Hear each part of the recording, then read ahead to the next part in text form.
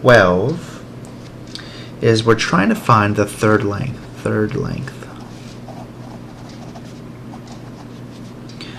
of a side of a triangle.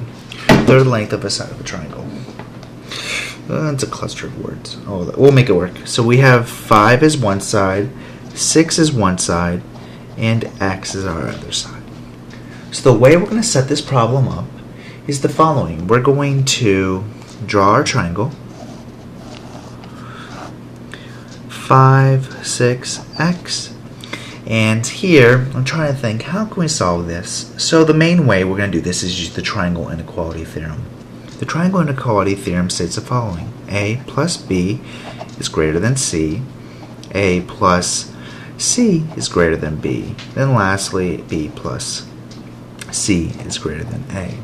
So all three statements have to be true for it to work, for us to have a triangle. However, we're just trying to figure out what is the maximum minimum that a side of a triangle could be. So I'm going to use a highlighter for each and every one of them.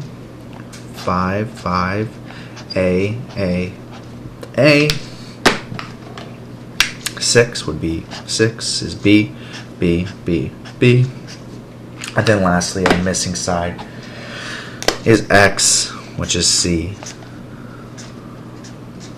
So I'm going to set this up using these numbers in the inequality form. So we have 5 plus 6 is greater than X.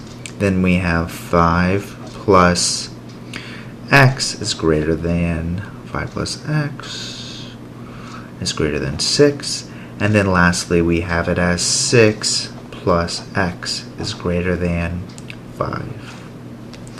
So we set up the inequality using this information and using these numbers in the format.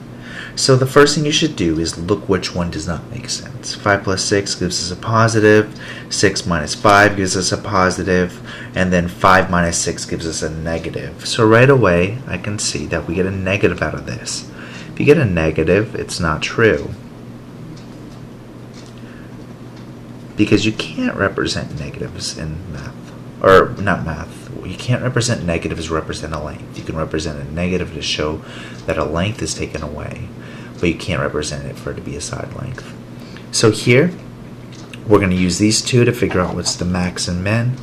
So 5 plus 6 gives you 11. Therefore, 11 is greater than X is our first one. Then we need to use a little bit of algebra to simplify this one. So it'll be 5 plus X is greater than 6. Subtract 5 to both sides. You get X is greater than 1.